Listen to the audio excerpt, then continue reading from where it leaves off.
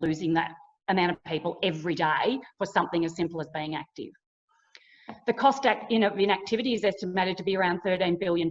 That's direct and indirect costs, but think of how that money could be divvied up if we were to recoup some of that. 35,000 kilometres of shared paths. That's 1.5 times around the parameter of Australia, or $550 for every Australian to do what they wanted. So in the 70s, 80% of kids walked or cycled to school, and now it's almost unmentionable, the number. It's around 10%. In 2016, only 4.5% of people walked and cycled to work, and 11% caught public transport. So the stats are pretty compelling of why it's so important to focus on physical activity. Inactivity is a killer, and it needs our urgent and united attention, from locally to globally. On the flip side, the evidence of increased physical activity is overwhelming. In fact, it's a wonder drug at assisting to combat so many personal and societal issues and contributing to overall health and wellbeing, reducing risks of non-communicable diseases and illnesses. The list of positives is endless. Why wouldn't we be active? Now, local government. So why would local government be involved? Well, they're well positioned and they're already doing a lot. They're major landowners and managers of parks, sporting facilities, leisure centres and pools, paths, roads, paths, town centres. They have delegated authority to make decisions about private land use through the planning scheme. They already mention wanting to have active, healthy communities in their council plans and their health and wellbeing plans. On every council plan and health and wellbeing plan I've seen, sometimes they're together, talks about that. They also monitor a bunch of local stats to look at how they're moving, and that includes activity and obesity and heart attacks and all of those things that relate to inactivity. They're well resourced and deliver over 150 services already. So some already have goals around, as I said, active, healthy communities. In particularly some of the services, not just sport, rec and leisure, our age and some of our demographic group services, youth and disability, multicultural and even environmental sustainability around walking and cycling. We are the closest level of government to the community, and we're well connected to them. We work with a number of external partners already, which could be critical to helping build that coalition to get people more active. And local government can innovate. They can make change and they can achieve significant community outcomes. They've done it before. Bits of the puzzle already in place, and local government does have superpowers, and it is where magic can happen. It's absolutely possible within the remit of local government to lead and facilitate a lifestyle revolution, a movement, and a generation of active citizens. And they are so much more than roads, rates and rubbish. I prefer to use the 4 R's, roads, rates, rubbish and recreation. But it won't just happen. We need a joined up approach to tackle the wicked problem and disrupt what's needed. Disruption is what's needed. Is that you? Are you the disruptor? What might we need to do? What might we need to think about what we might need to do differently? What we might need to change about our service? What we might need to help with to achieve a shift in focus? What you might need help with to shift the focus? I've been involved in sport and rec and leisure professionally in some way, shape or form for 26 years, and the last 15 on the inside in local government. I was on the outside before. I first-hand experience and know what local government is capable of. Even low budget, under-resourced councils with poor quality and lack of facilities, it's possible to shift focus and work on high value impact propositions that are foundations for change. It will take a think different approach to get people active, because shifting to a preventative model requires so much more than the sport rec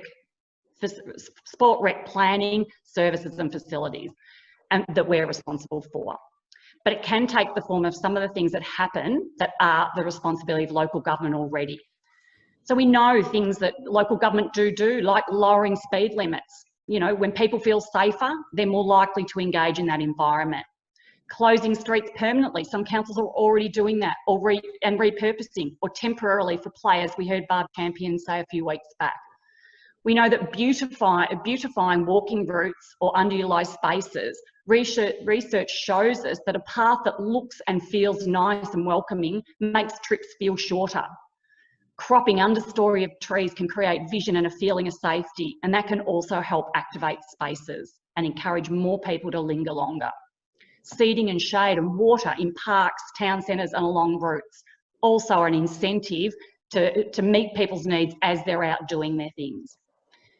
Ensuring new subdivisions allocate quality public open space and joined up path networks, internal and externally, and the elements of those public open spaces like playgrounds.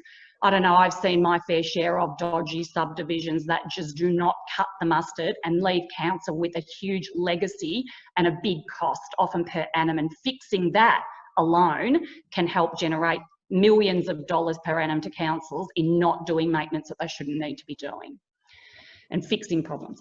Town centres both focused on person-centred design principles. Many already do that, but it doesn't often be part of that holistic approach. Intergeneration and nature play, encouraging rehab and other allied services to take place from community leisure centres. That's already happening in some areas. Local research and evaluation to understand behaviours, attitudes and what works. There's so many things that people are already doing or could just add some value to.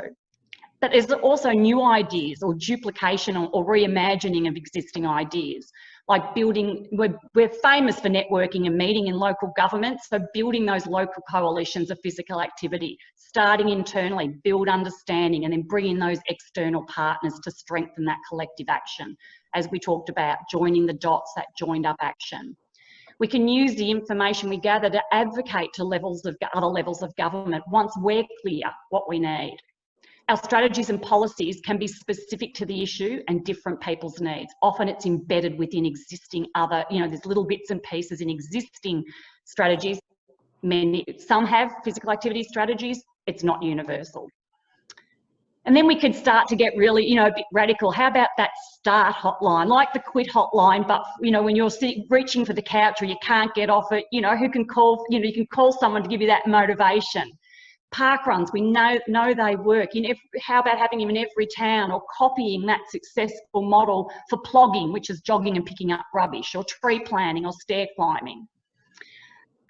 Share across local government boundaries, give generously and trust that we'll be able to use information wisely. I go back to years ago, the Go For Your Life campaign was a big campaign in the early 2000s, I think it was, or mid 2000s. And it was around getting people active. It was a state-owned, it was a state initiative, state campaign, but local governments couldn't get access to it unless they had got funding. And yet trusting local government to roll out those things and to join in and join up could have so many benefits. Promotion of all your free and low-cost activities. You don't have to be delivering them, but you've got the power to promote them and encourage more people to be active. Know your market and design local campaigns around those different markets. So that market research that we're not necessarily used to doing, but we definitely could. And just imagine all those personal trainers and fitness instructors, what they're capable of delivering over and above what they're already doing, in our facilities. They could be running PE in schools and in workplaces and a whole range of other things. So what can local government do to encourage and support greater levels of physical activity and apprehend inactivity in its tracks? Well, that's the question for today's workshop. So get all those ideas ready, those gold nuggets, we want to hear them all. No idea is a dumb idea.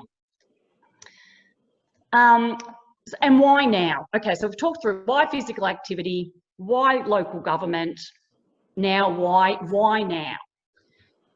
So the pandemic is called a black swan event, and they happen. When a black swan event happens, it's time to rethink, re-engineer, reimagine. It's about not wasting the crisis. So what can you stop doing? What can you do more efficiently? What can you outsource, align, change? They're the things that we want you to think about. There is much we know and can make assumptions about. We already know that, community and professional sports pretty well ceased. The leisure industry and public-private facilities are closed. Facilities, playgrounds, outdoor fitness equipment, etc. are all closed. More people are visibly walking and cycling, and some data shows that trail and cycling paths, Yarra Valley, have said that their trails are up exponentially, and today Brisbane was saying that their cycling routes have an increase of 90%. There's a bit of contradiction whether people are less physically active overall. There's a Gemba report out that says that 44% of Aussies are doing less. It was from a small sample group. However, the Sport England have been monitoring for 4 weeks now, 2,000 people, and looking at their attitudes and behaviours. And it's really very interesting about what has shifted over those 4 weeks. So you can get access to that online, but it's a very, it's a good representative group. And there's definitely been a shift from week 1 to week 4, where in week 4, it saw people actually saying they were doing more physical activity, whereas in week 1 it said less. But their attitude had changed. So more people were doing, over the time it went from higher inside activities to lower, and then it's seen an increase in walking, cycling and running. But people's motivations have changed. There's online and free fitness classes everywhere, which have been a great, asset while we've been cooped up. Whether they will continue, who knows what will happen in the online fitness and free space.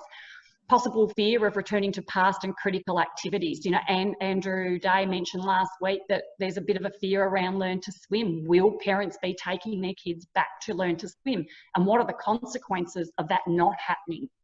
There will be business and club failures. We know that, it's just where and when, because what we might see is the pent-up demand ricocheting back, so there's more people wanting to get and do things, but as higher unemployment and less discretionary income and those sorts of things take, aim or hold of us, there may be a less ability for people to participate.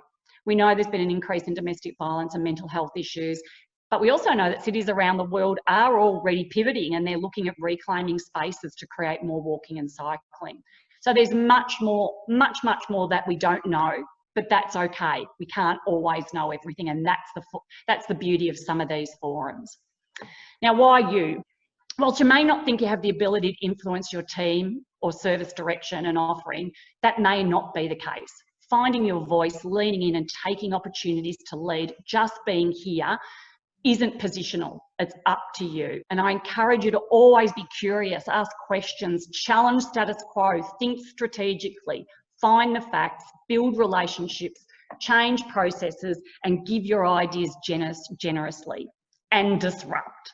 Confidence and courage may be needed, but facts, data, and evidence is the foundation for building that. And when you're armed with that, it's incredibly powerful. So today's session is all about generating your ideas, sharing those ideas with all councils.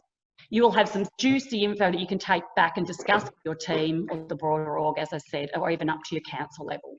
It will take every one of us to lean into this situation to actually make a difference. So let's make it fun. We want blue sky, no boundaries, rapid idea generation. Have you seen something in another council, another service or sector, another country that you want to try? Have you got a burning idea now and want to put it out to the universe? It's up to you. This is your time to shine and have a say. So to get more people active more often, I'm asking today for just one idea, as I said at the start, but feel free to add as many as you like. So let's build a generation of active citizens, one step at a time. It's now over to the facilitators to take you through the workshop, and let's make magic.